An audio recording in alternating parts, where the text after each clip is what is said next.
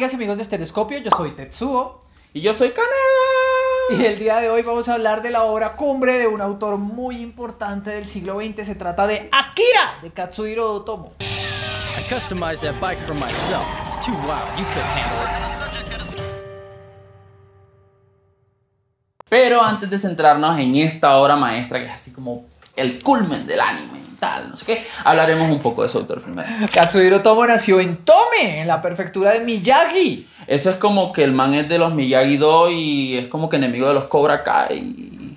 No. Miyagi es una provincia japonesa ubicada en la isla de Honshu, en la región de que es muy tranquila, muy dedicada como a la agricultura, a los animalitos, es un lugar amable, de gente chévere, cool. Desde muy pequeño Otomo mostró un gran gusto por el cine y la animación, y al man le gustaba como viajar en tren para ir a un cine que quedaba en Sendai, y lo hacía solo como los niños japoneses de un reality de Netflix que ve Daniel, que yo no conozco. En 1973 se graduó de la escuela secundaria y dejó Miyagi rumbo a Tokio con la esperanza de convertirse en un artista de manga. El 4 de octubre de ese mismo año publicó su primer trabajo, una adaptación del manga de la novela corta de Matteo Falcone de Prosper Mérimée, bajo el título A Gun Report. Después de esto estuvo trabajando para la revista Action, y en el 79 más o menos Otomo comenzó con la serialización de su primer trabajo de ciencia ficción que se llamaba Bola de Fuego. Era un toque. ¿Revistas? ¿Qué cuando hablamos de manga no estamos hablando de películas? Permíteme, mi pequeño padawan. Te voy a explicar. Resulta que hay una diferencia entre manga y anime. Fuera de Japón, la palabra manga se usa para describir solamente lo que es cómics, mientras que el término anime más bien son como dibujos animados y cómics animados para lo que es cine, televisión y algunas plataformas digitales, como Netflix. El manga tiene sus inicios en más o menos 1814, pero no fue hasta 1902 que se publicó el primer tomo que conocemos así de la mano de Rakuten Kitagawa. Y por otro lado el anime empieza en 1917 más o menos, cuando surgen los primeros cortometrajes animados en Japón. Aunque ambos beben de la misma tradición milenaria de la gráfica japonesa y todo esto, todos tienen como campos sociales y usos culturales como bastante separados el uno del otro. Y Otomo comenzó en el manga solamente, pero la mayor parte de su vida estaba entre los dos medios. Exactamente. Muy chévere, pero volvemos a la historia de Otomo. Y vamos en que estaba haciendo Bola de Fuego. Claro, pero este manga que quedó inacabado no solamente es muy importante para entender a Otomo, porque ya acá podemos ver varios de los temas que le interesan al autor. Póngale, supercomputadoras, poderes psíquicos y gobiernos posatómicos. A partir de principios de los 80, Katsuhiro Otomo produjo su primer gran éxito con un manga de ciencia ficción que se llamaba Domu. Se trataba de una historia estremecedora y visualmente impresionante sobre una comunidad suburbana manipulada por un presidente misterioso que tiene el poder de controlar telepáticamente a otros. La historia de Domu se centra en un anciano y un niño que poseen poderes extrasensoriales. Esta historia fue serializada entre el 80 y el 81 en la revista Futaba's Action Deluxe, con los capítulos recopilados y publicados completos en un solo tomo grandote en el 83. Domu cuenta la historia que sucede en una inmensa serie de unidades de apartamentos públicos en este sector que ha habido prácticamente un abrumador número de muertes, así como asesinando gente sospechosamente, y no han podido encontrar quién es el man que lo hace.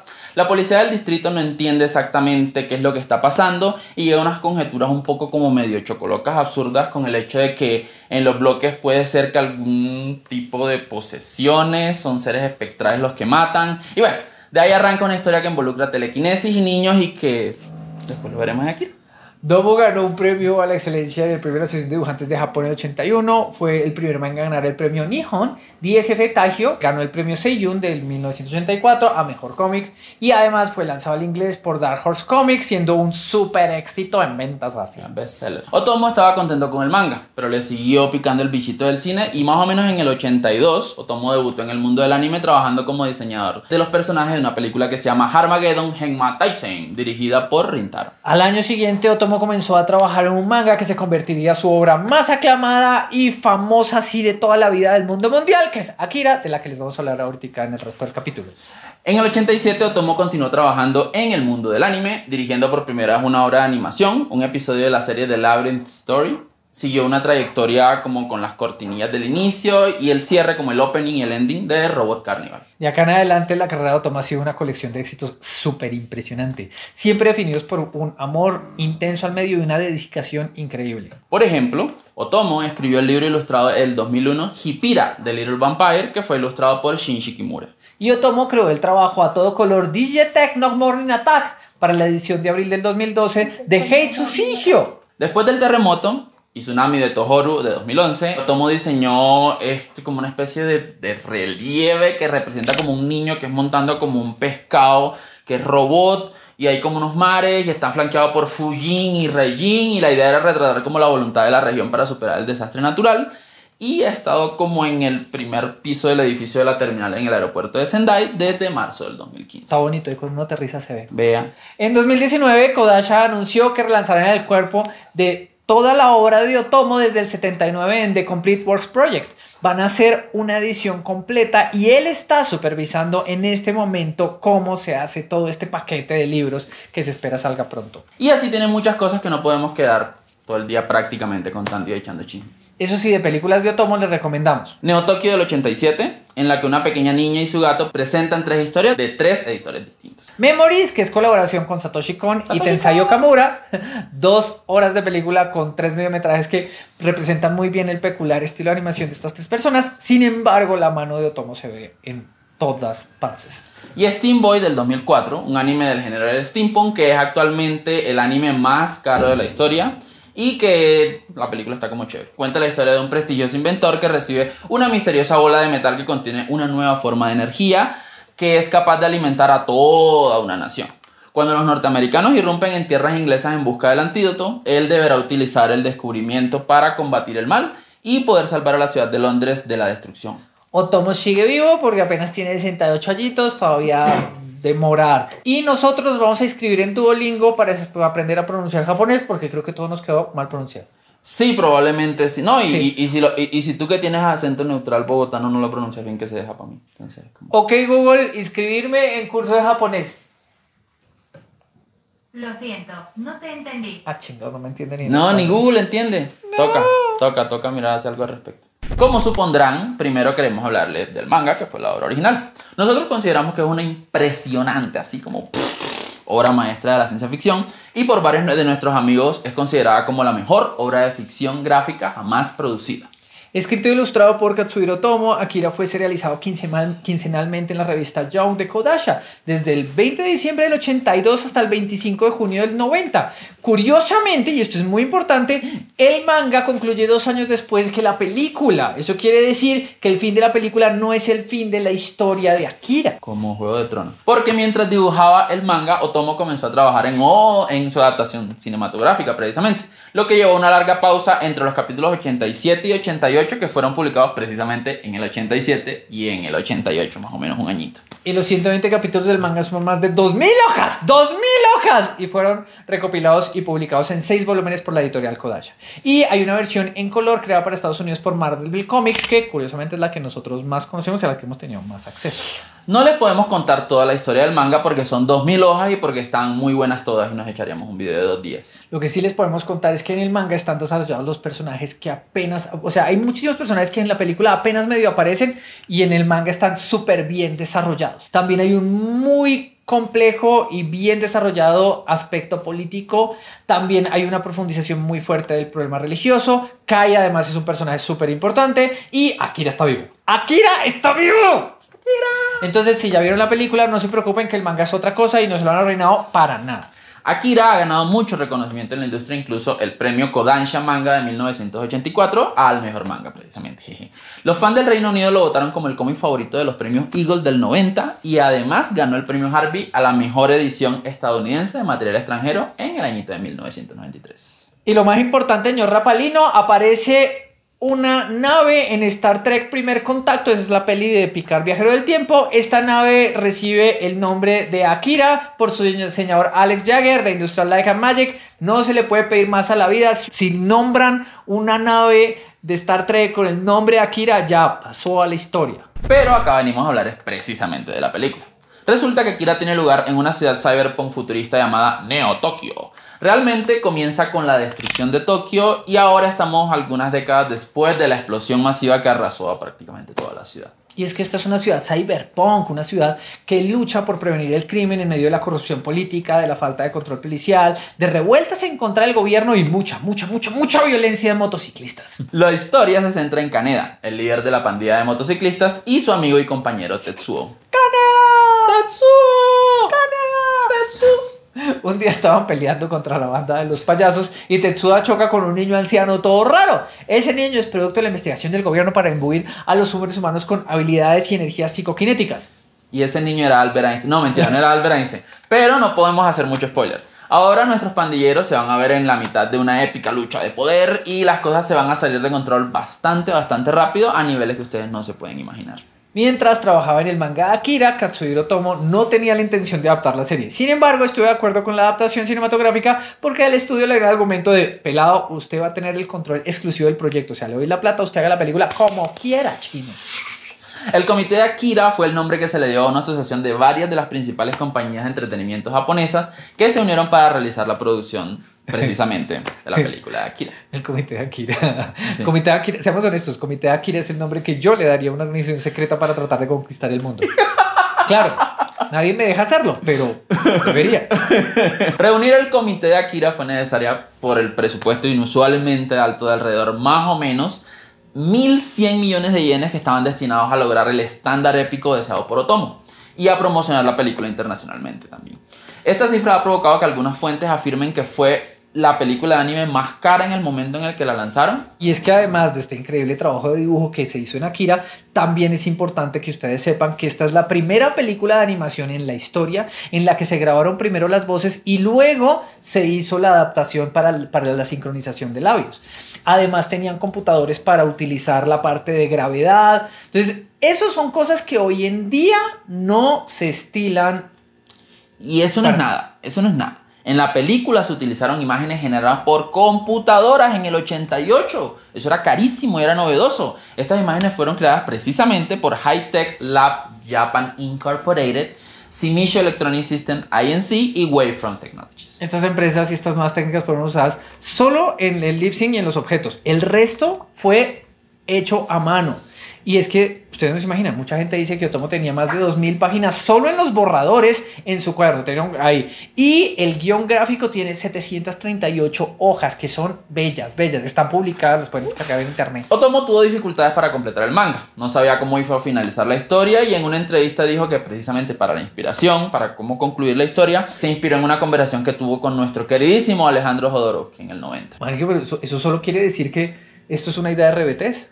¿Por qué? Porque RBT era llavecita de Jodorowsky. Claro. Entonces, si eso es así, tiene sentido. Esto es 100%, colombiano. 100%. Akira es colombiano. Producto criollo. En un principio, a Akira no le fue muy bien en el box office en Japón, pero alcanzó a cubrir gastos. Fue a nivel internacional y con las ventas y alquileres de video que la película pronto se convirtió en una sensación a nivel mundial. Como el boom.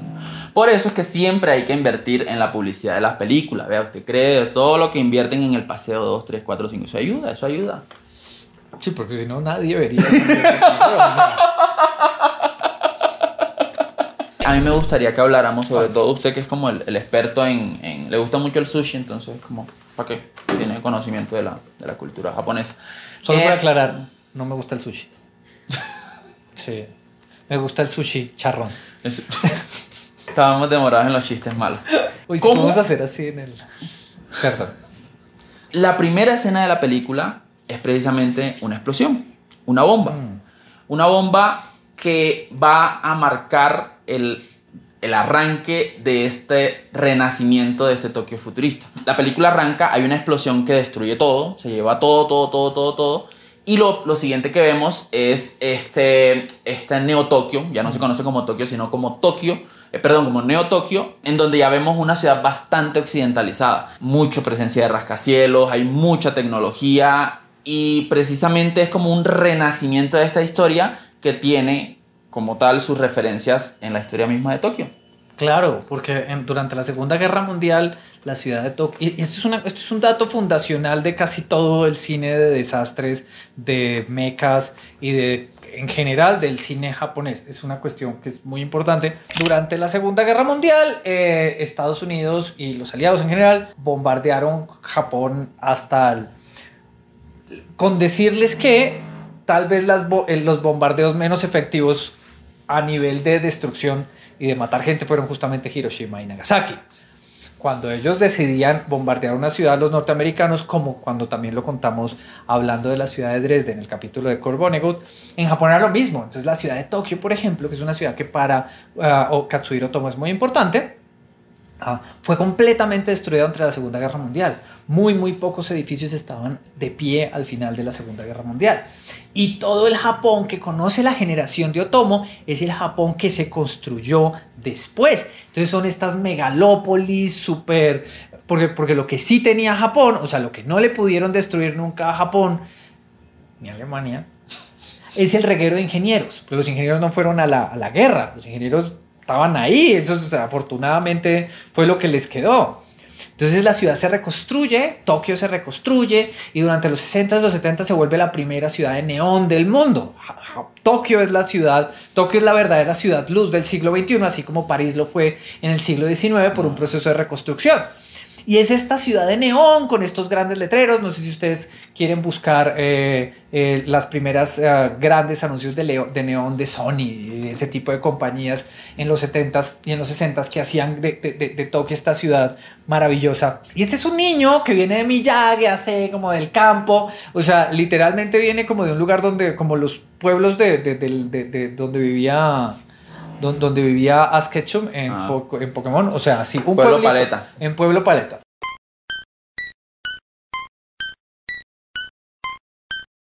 Y llega y se encuentra esta ciudad con estos edificios, estas autopistas y estos grandes complejos industriales que están produciendo todo esto, ¿sí? Y es la sociedad donde a él le toca vivir. Neo Tokio sale no de las lecturas, ni de haber visto películas, ni de todas las cosas extra que hay afuera del mundo, sino de la propia experiencia que ellos han tenido viendo cómo se reconstruye una ciudad.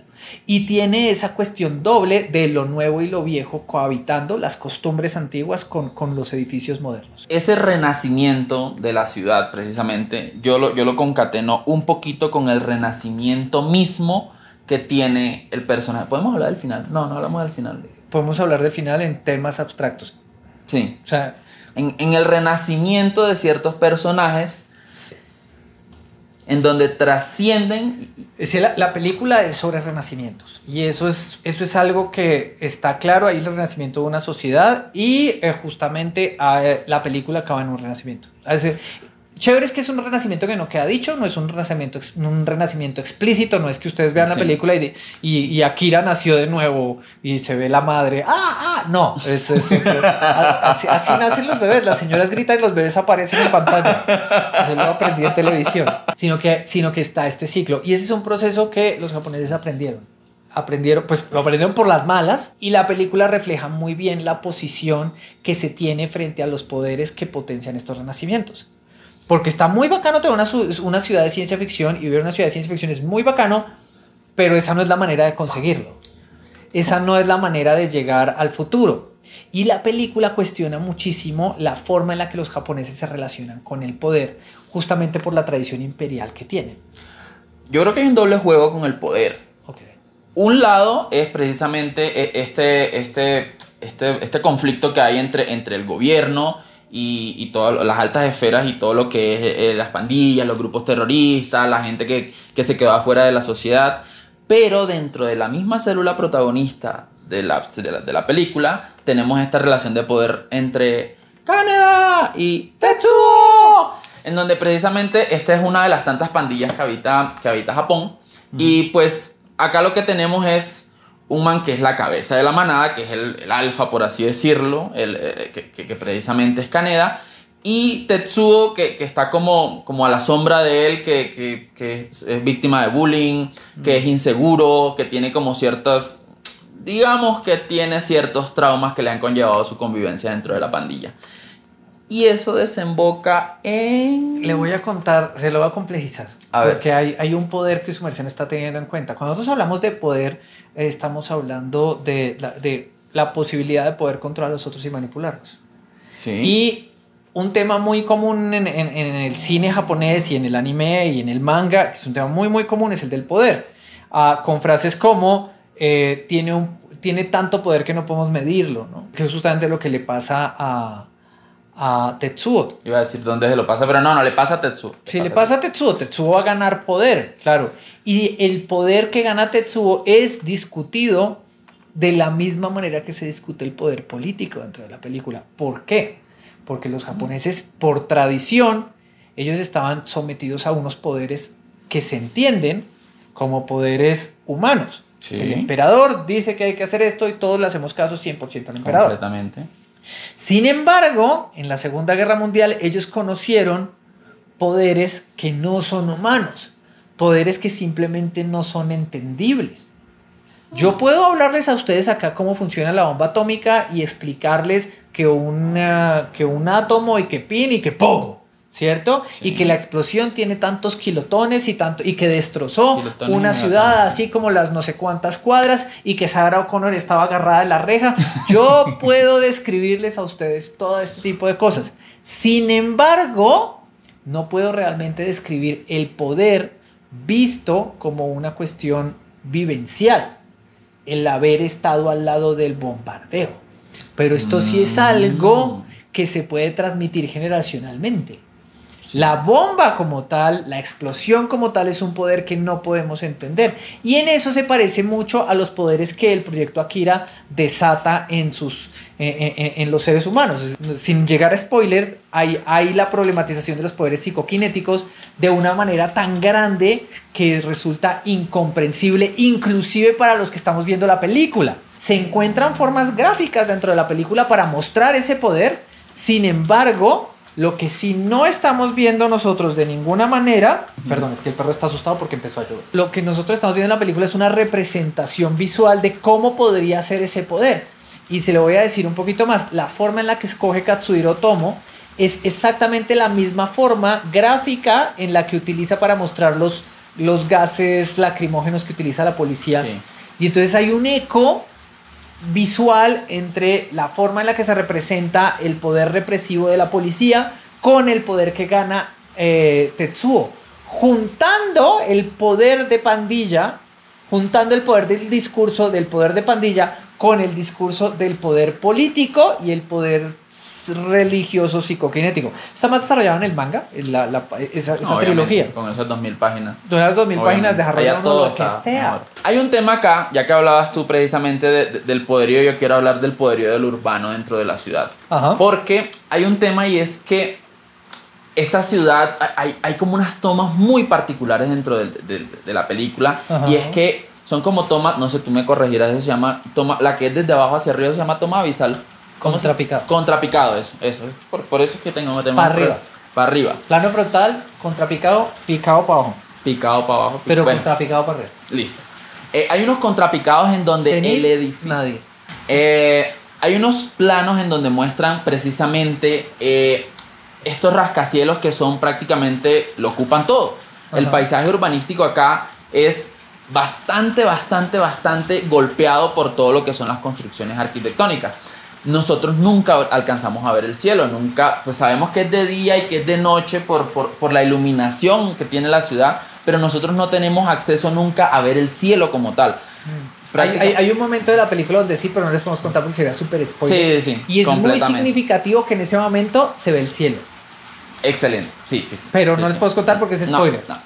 Pero del resto está precisamente esta presencia del urbano y de lo arquitectónico que a mí me da como cierto gustillo como a nuestro amigo James Graham Ballard un poquito. Sí. ¿Por qué? Porque de alguna manera yo siento que esta sociedad y la sociedad de algunos de los libros de James Graham Ballard lo que tienen es como una especie de adoración o pleitesía o asombro hacia las construcciones arquitectónicas. Se la cambió todas esas tres por fetiche. Bueno, sí. Todas esas Sí, tres sí, cambiémosla sí. por fetiche. Sí. Hay un fetiche con todo lo bueno que trae el fetiche, con todo lo malo que trae el fetiche. Y un fetiche, como lo describe Don Carlitos, y como un fetiche, como lo describe Don Sigmund. Sí, o sea, está el fetiche marxista y está el fetiche psicoanalítico. Y precisamente ahí es donde yo voy, porque esta ciudad es un organismo como tan vasto, en donde la gente ya está tan imbuida, que a mí precisamente de Ballard, yo me quiero brincar al ámbito local, y hay un autor que se llama Christian Rom. Pero antes de que se me salte a Ballard, porque Ballard en muchísimas de sus obras sí tiene la ciudad organismo. Así. Y dentro de la ciudad organismo muchas veces nosotros simplemente somos un pedazo. Esto pasa mucho en esta película. O sea, esa gran ciudad que funciona y nosotros y nuestros personajes no son parte del organismo, sino que son como una especie de moléculas extrañas que están ahí actuando de una manera rara, de una manera que no es. Y son como una especie de virus. Pensando en la isla de cemento Del amigo de Bala, ¿sí? Que por ahí anda, sí, por ahí está, en la isla de cemento. Pensando en la isla de cemento justamente de Valar, nuestro personaje es un órgano de la ciudad, un órgano, y cuando le pasa el accidente de tránsito, es la hoja 2, todo bien, no es spoiler, cuando le pasa el accidente, él se convierte en algo que es ajeno al organismo, como si fuera un órgano que no sirve para nada, porque está ahí, es como una especie de, ¿cómo se llama el que uno tiene acá en el apéndice? Es como un apéndice ahí que no sirve para nada. Nuestros personajes en Akira están viviendo la ciudad de esa manera balardiana, siendo la otra cosa dentro de un organismo que funciona. Pensemos en el rascacielos de Bala, ¿sí? Y justamente pensar como que cada cosa en el rascacielos originalmente tiene un orden hasta que ese orden se subvierte y el rascacielos empieza a fallar como Twitter. No, pero el rascacielos no lo compró ningún megalómano que no vamos a nombrar ni acá. la ciudad, ni esta ciudad. Ni esta ciudad. Ahora que tú mencionas de la ciudad como un organismo vivo, yo quiero hablar precisamente de este autor colombiano que se llama Cristian Romero. ¡Hola, Cristian! Él tiene una antología que se llama Ahora solo queda la ciudad. Ajá. Y en Ahora solo queda la ciudad, lo que hay es un cuento, que es precisamente el cuento que le da el título a la antología, en donde la ciudad es un organismo vivo, muy a lo China Miéville, en donde la arquitectura es la que manda sobre la ciudad y que tú te tienes que regir a ciertos parámetros o a ciertas reglas dentro de este contexto urbano, porque si no lo haces, la ciudad te excluye. Los mismos edificios te sacan. La misma ciudad te manda a la periferia, a las afueras, pasando el portal norte, todo, o sea, sí, bien lejos, bien lejos. Entonces, es un tema que yo siento que hay cierta cosita que bebe, claro, con otros elementos de China Miéville. Por ejemplo, en China Miéville lo vemos mucho en el cuento en el de Buscando a Jay, que se llama Cimientos, en donde precisamente hay una relación hombre-construcción, hombre-concreto, que va más por los lados de lo metafísico, pero que precisamente quiere mostrar estos problemas en donde el urbanismo consume a la persona. Humberto Eco tiene un libro muy bonito en el que habla justamente de la semiología de la arquitectura, y cuando uno está leyendo Cimientos uno siempre es como, ¡ay sí, claro, efectivamente! Es realmente las historias que construyen, los espacios que hay entre pared y pared, las historias que se pueden construir. Claro, en el libro de China Miéville está todo dentro de la pared. Sí. La ciudad mebeliana no es mala idea, no pensando en la ciudad y la ciudad, porque obviamente esas ciudades no, esas son muy diferentes, pero pensando en la ciudad del Rey Rata. En la ciudad del Rey Rata nosotros también tenemos estos flujos urbanos y nuestro personaje que va en contra de esos flujos urbanos. ¿Sí? Como que los aprovecha, como que no. Como que en el Rey Rata lo que son alcantarillas y tuberías, en una versión así super cyberpunk como es Akira, lo que nosotros vemos es que las autopistas son las que cumplen esa función. Completamente. Sí. Y si nos vamos a poner de eso, la ciudad de Luis Barragán en Vagabunda Bogotá bebe muchísimo de Akira. Yo sé que es chapinero, pero es una chapinero aquiruno. Oh, chapinero. Lucho, si estás viendo esto, es chapinero aquiruno. Es muy importante recordar que esta película es una parte importantísima del cyberpunk. O sea, si han visto esto es un arco, ¿sí? Todas las partes del arco son importantes, pero la piedrita en forma de cuña allá, ¿sí? No es el cimiento, no es la base, eso es neuromante. Esta está ahí en el centro sosteniendo el cyberpunk por lado y lado. Es clave por cómo se alimentó el cyberpunk y cómo Akira alimenta el resto del cyberpunk. Vamos a dar un poquito de contexto, y es que precisamente la película es del año 1988. En el 88 ya digamos que el cyberpunk había nacido, sí, ya había estado en su cúspide, y podríamos decir que ya empezaba un poquito a decaer. Sí, ya estaban escribiendo Snow Crash. Sí, o sea, bueno. ya para esto ya era como, ahora hay que burlarnos del cyberpunk. Esta obra siento que encapsula muchos elementos que ya de por sí estaban presentes en el cyberpunk y que se habían explorado, pero que al mostrarlos de manera gráfica, o sea, para mí ya es imposible no imaginarme un entorno cyberpunk como el que precisamente vemos en Akira o el que vemos en Ghost in the Shell también. Por ejemplo, las megacorporaciones que tenemos presentes, Sí. la desigualdad social que hay, La tecnología omnipresente, en todas partes hay tecnología. Que hoy en día esta tecnología nos parece anticuada, pues se nos ve como retro porque hay como reproductores de CD y cosas así que hoy en día es como, pues, qué antigüedad. Pero acuérdense que es el 88, un reproductor de CD era como ciencia ficción, no para atrás. completamente. Y eso que tú dices, que podríamos decir que es retrofuturismo. No, en esa época era futurismo. Es retrofuturismo si alguien dice, oh, voy a hacer un futuro como el de Akira. Ahí es retrofuturo. Pero en esa época era para adelante. No. Sí, precisamente hablando de estas dos obras puntualmente, pues obviamente en Ghost in the Shell es todo esto de la parábola del barco y la modificación del cuerpo para perdurar en el tiempo. Acá es el gobierno haciendo experimentos con estos niños envejecidos. Yo le digo los Benjamin Button, perdón. Sí, los Benjamin Button. Totalmente esos niños son los Benjamin Button. No me temblaría el pulso en colocarla como una de las obras audiovisuales del cyberpunk y que precisamente llevó a muchas otras obras cyberpunk que vimos después. Tú me hablabas ahorita de esta referencia cyberpunk moderna con, por ejemplo, Ready Player One. Claro. Sí. ¿A ti te gustó Ready Player One? No.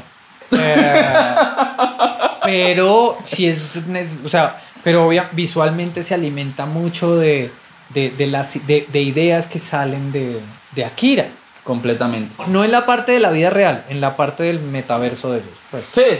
Ahí, o sea, ahí, sí, en la vida real toma de nuestro contexto.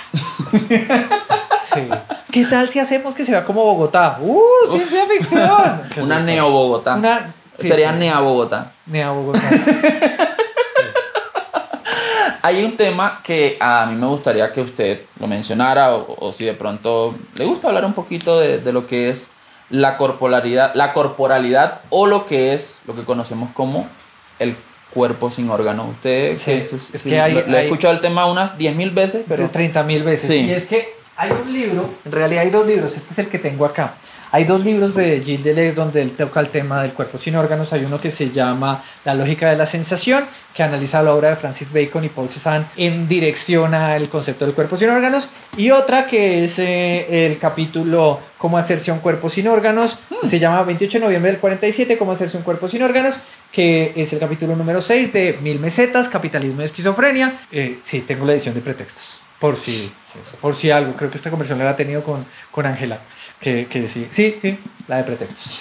Obviamente hay una preocupación por el cuerpo en Akira. Y justamente la relación del cuerpo descontrolado con la adolescencia, con el rito de paso. Porque tenemos unos adolescentes, que son Kaneda y Tetsuo, que están descubriendo sus poderes.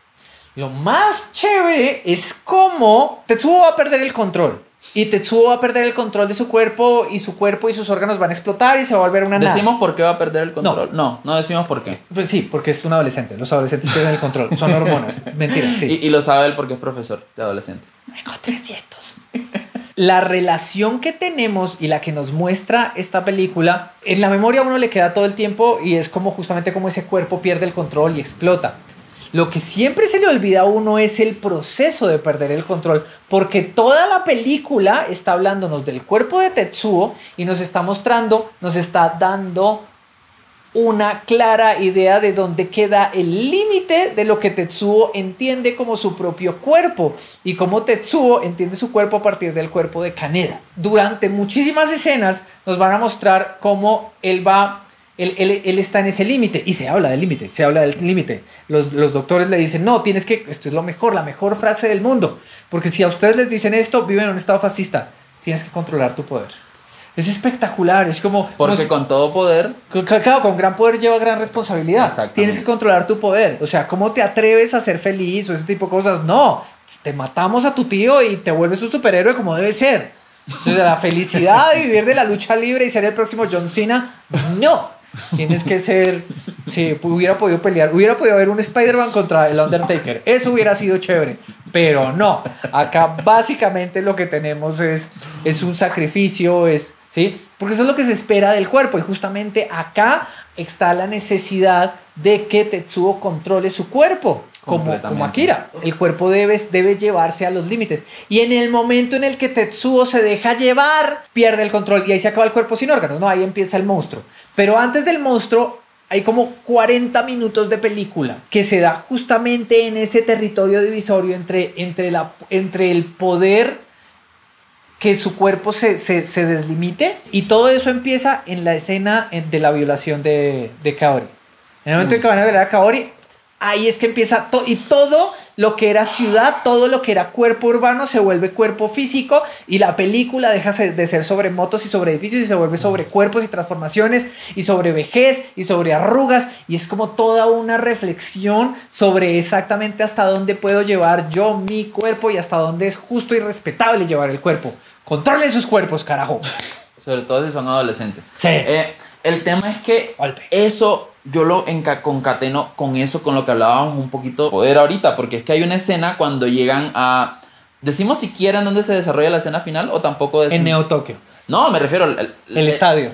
Ajá, bueno, sí. En el Sí, estadio. no les vamos a contar. Sí, es que la película habla muchas cosas de la historia japonesa y entonces los Juegos Olímpicos, todos los riots que hay en la película son de la vida real, sucedieron, y muchísimos de estos estaban relacionados con la idea de que los Juegos Olímpicos se desarrollaran en Japón. Y está el trono, que es un trono real. Eso iba a decir yo y que me adelantaste.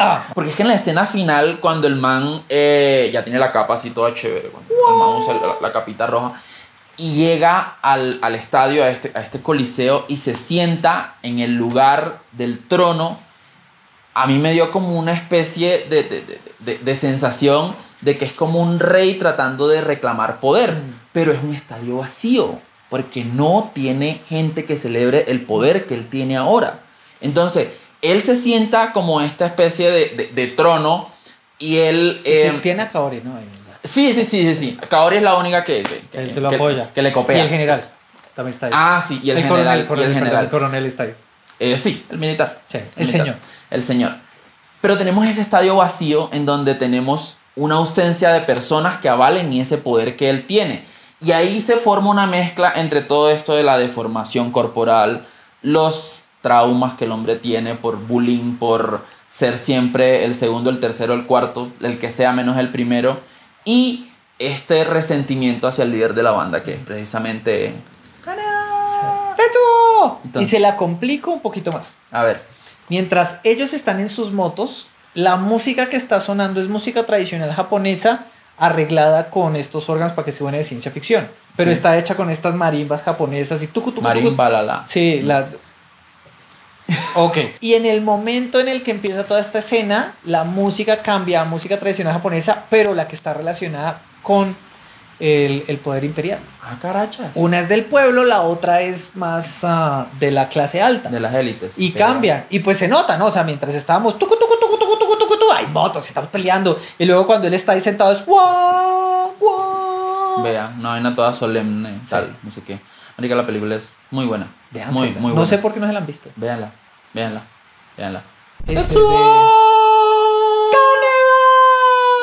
Bueno, y si les gustó nuestra visión de Akira y quieren apoyar un canal que 100% está comprometido con la experimentación en niños motociclistas cyberpunk experimentados, no olviden darle like al video y comentar y darle like al canal y seguirnos, que los publicamos todas las semanas en Instagram y somos Rayita al Piso Estereoscopio y ponemos contenido chévere. Y queremos saludar a las personas que nos comentan y nos comparten, que esta semana fueron Juan Rafo, Sergio Amaya, CL Mena, Gusti Jean, Anselmo Hurtado, Lisandro Sarmiento Abril, SDWKDBB,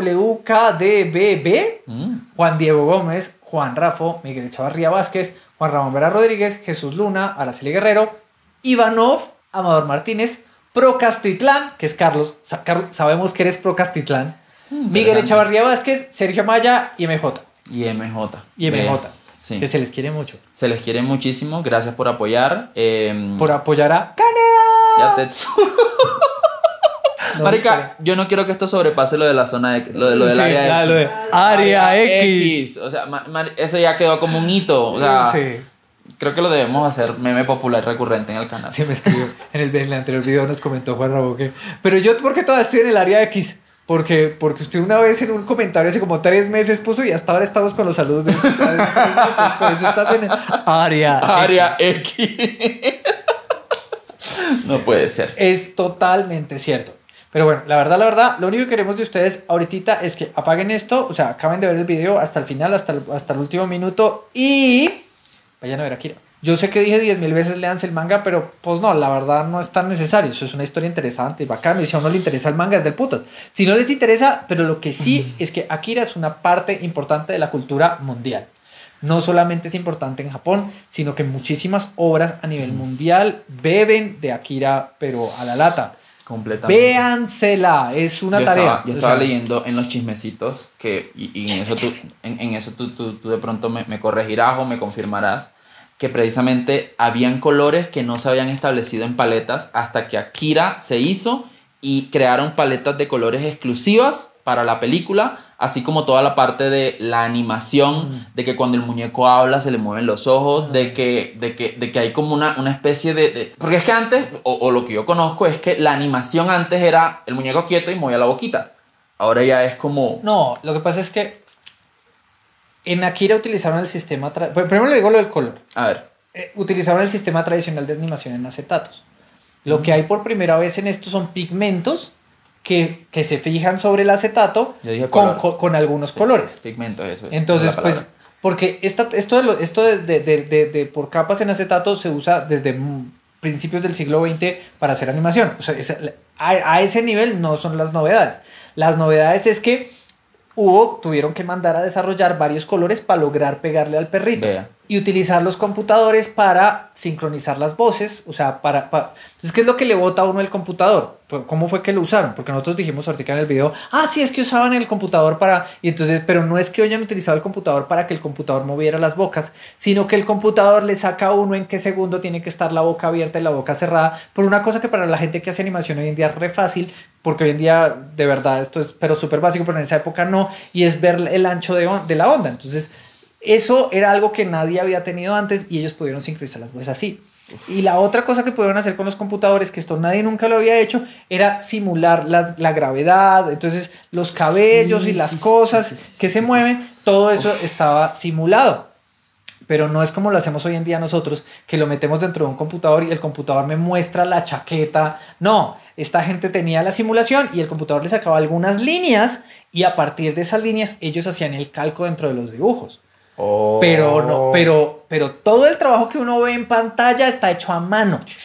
Ni el lip sync, ni nada de eso está hecho por computadora, sino que utilizaron computadora para apoyarse. Todo lo que ustedes están viendo, todas las ventanitas, porque si ustedes se dan cuenta, cada ventanita está pintada y hay escenas que tienen 300, 400 ventanitas. La película es, por decirlo, un poquito barroca. Está llena de cosas así, una tras de otra, se suman todas. Porque claro, lo que nos quiere mostrar es esta sensación de este complejo gigante de personas y de cosas que se le van encima a nuestros protagonistas. Porque el mundo es mucho más grande que ellos y los avasalla y está cargado. Y es esa sensación. En México tiene una palabra para esto que es del putas. La mejor palabra del universo. Vale, a ver. Usted va con un mexicano en algún lugar donde hay mucha gente y el mexicano en cualquier momento le dice me engenté. Engenté. Y es que ya no quiero estar, o sea, me dio repelús la gente. Me engenté. Hágame el bendito favor la palabra tan bacana. Me engenté. Y entonces, claro, gran parte de esa sensación de engentarse tiene que ver con la sensación de verse uno pequeño frente a una multitud. Completamente. O uno pequeño frente a una situación social que lo sobrepasa a uno. Sí. Yo me engento, me da... Y Otomo quería ese tipo de cosas, o sea, mostrarnos nuestros personajes muy pequeños en relación con este reguero de edificios gigantes, ventanas, carros, protestas. Hay cuadros en los que literalmente hay 2 personajes hablando diminutos y atrás hay 300 edificios de apartamentos, una protesta, un helicóptero estrellándose, gente besándose Gente al lado de ellos. metiéndose al conjunto de al lado. Gente metiéndose al conjunto del lado. Uy, no hemos dicho hace como 2 episodios no decíamos meterse a los conjuntos. Ay, no puede ser. Eso precisamente, ahorita que yo volví a rever la película para el capítulo, hace que la película haya envejecido muy bien. Pues la película no ha envejecido. No sé por qué dice que la película ha envejecido bien. La película no ha envejecido. Simplemente, si ustedes la van a ver ahorita, es muy vigente. Sí. Y la película a nivel técnico, ¿no? Claro que la versión hermoso. que se consigue en sirfrancisdrake.com es la del 25 aniversario, que está inflada para que los colores no sufran. Entonces está muy bien restaurada la copia que se consigue en internet. Si ustedes la van a ver una película que perfectamente podría haber sido hecha ayer con computadores y con toda la tecnología de hoy en día. Hermosa. Y es que muchísimas escenas están animadas a 24 cuadros, que ustedes no se imaginan lo difícil que es porque normalmente uno anima a 12 cuadros por segundo, 8, si tiene pereza, si es un capítulo de supercampeones, el personaje se queda quieto y la gente sigue hablando. Esto está hecho a 24 cuadros por segundo, o sea que a 24 dibujos independientes por cada segundo, pero acuérdense que eso además hace que está la hecha imagen por sea más capas. fluida, profesor Claro, Daniel. súper fluida. Ah, bueno. Ya, sí la entiendo. Pero además acuérdense que está hecho capa por capa. Entonces abajo tenemos la capa de los edificios que está animada y pasan cosas y se mueven y tienen perspectivas. Y luego está una capa en el medio donde están las cosas de la escena. Y luego está la capa de los personajes. Y cada una de estas capas tiene movimiento independiente, que normalmente no se hace porque es un chingo de trabajo. Pero dijo, mi madre, yo lo hago. Y solo hay una película donde le va a meter más plata, que es Steam Boy. Si Steam Boy es la única película japonesa más cara de anime, más cara que... Sí. Y encima de todas esas capas está la característica capa. Cuando estaban haciendo Into the Spider-Verse, una de las cosas que decía el equipo de Into the Spider-Verse era que querían hacer algo mejor que Akira. O sea, se lo pusieron de meta. Así, y no lo cumplieron. Ellos mismos dicen, no lo logramos, pero lo que queríamos hacer era algo mejor que Akira. No, Into the Spider-Verse es una animación. Pero es mejor Akira. No, completamente. Y pero tiene Into the mérito de que Spider-Verse fue es hecha espectacular. Hace casi 30 años. Pero sí, véanla, recomendadísima. No la vayan a ver subtitulada, no la vayan a ver doblada, veanla subtitulada, escuchen la película, el trabajo vocal está muy bien hecho, hay un trabajo actoral muy, muy bien pensado, veanla subtitulada, por fin no la vayan a ver doblada. Por favor. O si la van a ver doblada, por lo menos vean qué versión están viendo. Sí. En inglés hay un par de doblajes muy interesantes hechos con muy buenos actores y actrices. En español, vean la subtitulada.